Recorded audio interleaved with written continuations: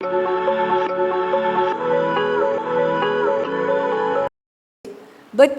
the first point we learn is that Isaac advised his son Jacob. और यहाँ पर पहला पॉइंट यही है कि इसहाक अपने बेटे याकूब को कुछ बातें बताता है। Parents' advice should not be discarded. और जो माता पिता हमें बातें बताते हैं, सलाह देते हैं, उसे हमें दूर नहीं करना है। Isaac may not have advised Jacob and Esau on many things, but he advised on marriage. इसहाक ने अपने बेटों को कई बातों के बारे में नहीं बताई थी, लेकिन विवाह के बारे में बड़े खास रूप में सलाह दी थी। In a world where everyone likes to take independent decisions, और एक ऐसी दुनिया जहां पे सारे लोग एक स्वतंत्र आजाद निर्णय लेना चाहते हैं। a great strength of a family is hearkening to the advice of parents for marriage. और एक बड़ी ताकत जो एक परिवार के लिए होती है वो ये है कि जब बच्चे अपने माता पिता की सलाह को मानते हैं, खास तौर पर अब उनके विवाह के विषय। And then verse 3 goes on to say, God Almighty bless you and make you fruitful and multiply you, that you may become a company of peoples. और तीसरा वचन कहता है, और सर्वशक्तिमान ईश्वर तुझे आशीष दे और फुला फलाकर बढ़ाए और तू राज्य की मंडली का मूल हो। So Isaac doesn't just leave it on advice. और इसहाक केवल वहां पर कोई सलाह नहीं देता है। Many times parents just put a full stop after advice. और कई बार जो माता पिता है वो अपनी सलाह देता है और फिर बात खत्म हो जाती है। But one encouragement to all of us who are parents and who will become parents. लेकिन माता पिता बनने वाले हैं, We bring God's blessing after the advice. हम परमेश्वर की आशीष को लेकर आते हैं उस सलाह के बाद। Not just to them, और केवल उनके लिए नहीं, that is the children, उन बच्चों के लिए नहीं, but to the children to come. लेकिन जो बच्चे अभी उत्पन्न होने वाले हैं उनके लिए भी। And Jacob was 40 years old. और याकूब यहाँ पर 40 वर्ष का हो चुका था। He was not yet married. और उसकी विवाह नहीं हुई थी। And see what it says. May he give the blessing of Abraham to you and to your descendants with you, that you may take possession of the land of your sojourning which God gave to Abraham. और चौथा वचन कहता है, वह तुझे और तेरे वंश को भी इब्राहिम की सी आशीष दे और तू यह देश जिसमें तू परदेशी होकर रहता है और जिसे परमेश्वर ने इब्राहिम को दिया था उसका अधिकारी हो जाए। So Isaac doesn't just advise Jacob, he doesn't just bless Jacob, but he says you will possess the land. और इसहाक केवल वो उसे सलाह नहीं देता है, केवल उसे आशीष नहीं देता है, बल्कि उसे ये भी कहता है कि तू उस देश का अधिकारी बन जाएगा। Isaac is actually sending Jacob away from the land. और सचमुच इसहाक उसको उस देश से वो तो दूर भेज रहा To है, find a bride. वो अपनी दुल्हन को पाने के लिए। But he's saying you will possess the land. लेकिन वो कहता है कि तुम यहाँ वापस लौट कर इस पर राज्य करोगे। So in Jacob's years there was not just advice, but there was blessings and there was a prophecy that he will possess the land. तो याकूब के कानों में केवल वो सलाह नहीं थी बल्कि आशीष भी थी और उसके साथ ही साथ ये भविष्यवाणी भी कि उस राज्य का वो अधिकारी बनेगा। And the verse following says Jacob obeyed his father. और उसका अगला वचन कहता है कि याकूब ने अपने पिता की बातों को मानी। He was 40 years old. वो 40 वर्ष का था। He didn't have to obey. और उसको कोई मानने की जरूरत नहीं थी उधर। He could have got married. वो तो अब विवाह कर सकता था। His twin brother was married. उसका जो जुड़वा भाई था उसका विवाह हो चुका था।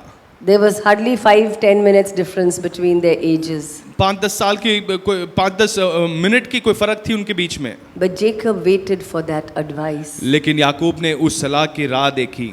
Jacob obeyed that advice. और याकूब ने उसके पिता की बातों को मान लिया। How precious blessings of parents are. और माता पिता की आशीष कितने बहुमूल्य है। The second point I taken from Genesis 49.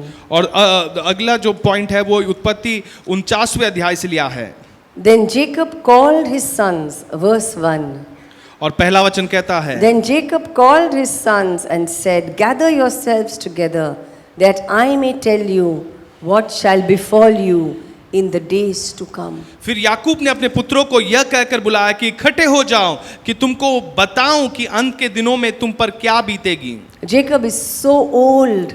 और याकूब यहाँ बूढ़ा हो चुका है, He will die any day. वो किसी भी दिन उसकी मृत्यु हो सकती है। But all that maturity and experience of walking with God has made him a prophet. लेकिन वो सारा अनुभव परमेश्वर के साथ चलने का था उसके जीवन में, उसने उसे भविष्यवाणी भविष्यद्वक्ता बना दिया Many है। times fathers and mothers are prophetic. और कई बार माता पिता जो होते हैं वो भविष्यद्वक्ता के समान होते And हैं। this is the time where he prophesies over his children. और ये वो समय था जब वो अपने बच्चों पर वो भविष्यवाणी दे रहा था। He prophesied specifically for all his 12 children. और जितने उसके 12 बच्चे थे उन सभी पे वो भविष्यवाणी देता है। And then it says, and all these are the 12 tribes of Israel. Verse 28. और 28वें वचन को देखेंगे। And this is what their father said to them as he blessed them, blessing each with the blessing suitable to him. और Israel के 12 गोत्रों से ही है कि उनके पिता ने जिस जिस वचन से उन्हें आशीर्वाद दिया सो यही है, एक एक को उसका आशीर्वाद के अनुसार उसके आशीर्वाद दिया।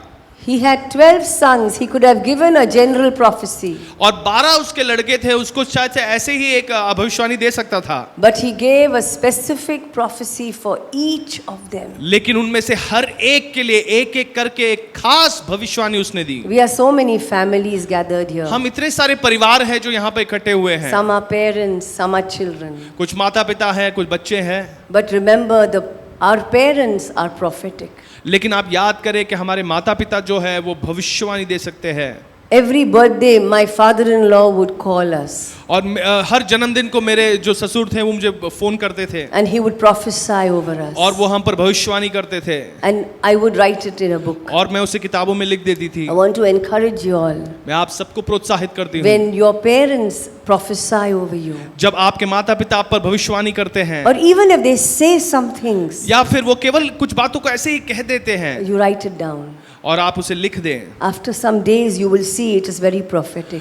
और आप कुछ दिनों के बाद उसे देखोगे कि ये कितने भविष्यवाणी के समान था। Sometimes words in conversations can look very ordinary, और कई बार कुछ बातें और कुछ शब्द बड़े साधारण दिख सकते हैं, but they are prophetic. लेकिन वो भविष्यवाणी से भरे हुए हैं। And the third point I want to say is from Amos 3:3. और तीसरा पॉइंट जो है वो आमोस 3:3 से है।